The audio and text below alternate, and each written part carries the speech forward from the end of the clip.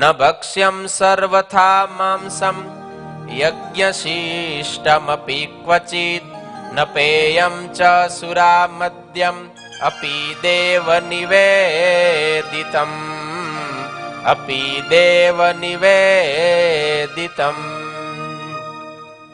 અને જે માંસ છે તે તો યજ્ઞનું શેષ હોય તો પણ આપતકાળમાં પણ ક્યારેય ન ખાવું. અને 3 પ્રકારની સુરા અને 11 પ્રકારનું મદ્ય તે દેવતાનું નૈવેદ્ય હોય તો પણ ન પીવું.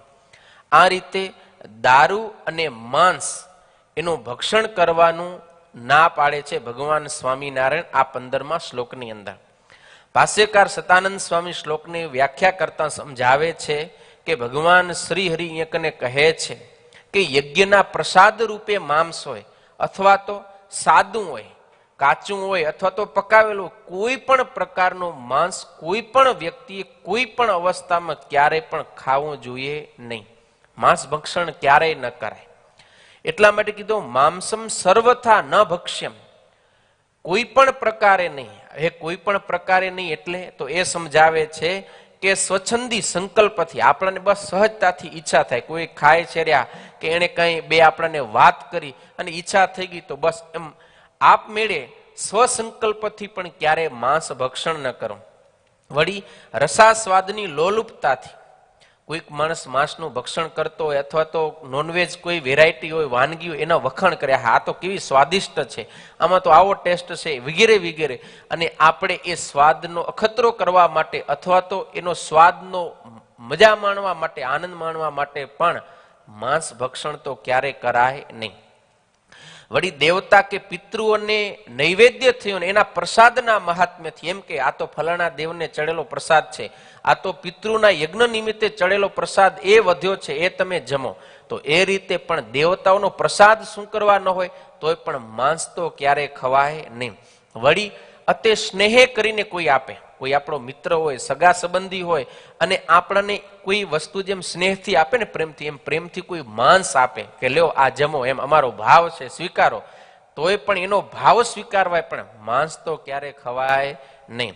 વળી ક્યારેક કોઈ જગ્યાએ ગુરુ આજ્ઞા કરે તો ગુરુ આજ્ઞાથી પણ માંસ ક્યારે ખવાય નહીં. મતલબ કે સર્વથા માંસમ ન ભક્ષ્યમ, કોઈ પણ રીતે ક્યારેય કોઈ સંજોગોમાં માંસ તો આપણે ખાવું જોઈએ જ નહીં. સતાનંદ સ્વામી કહે છે કે ભગવાન શ્રી હરિએ આ શ્લોક લખ્યો એની પાછળનો હેતુ શું છે.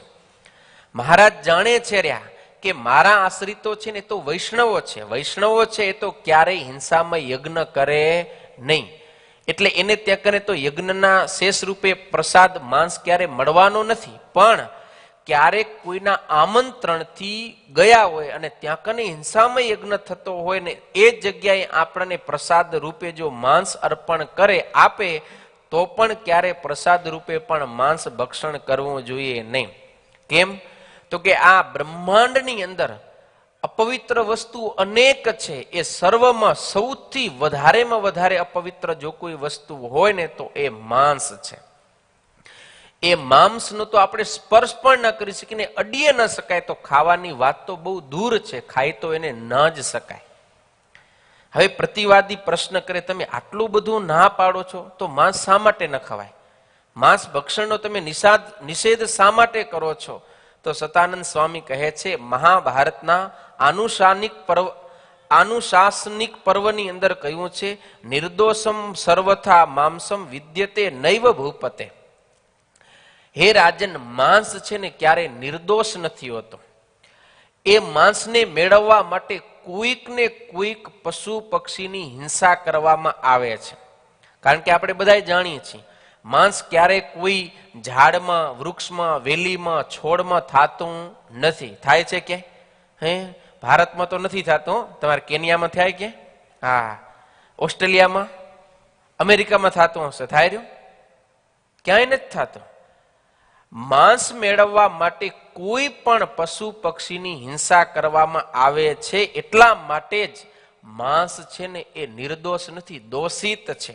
વળી મનુસ્મૃતિની અંદર કહે છે ના કૃત્વા પ્રાણીનામ હિંસામ માંસમ ઉત્પદ્યતે ક્વચિત ન ચ પ્રાણી વધ સ્વર્ગ્યસ્તસ્માન માંસમ ન ભક્ષયે તસ્માન માંસમ ન ભક્ષયેત.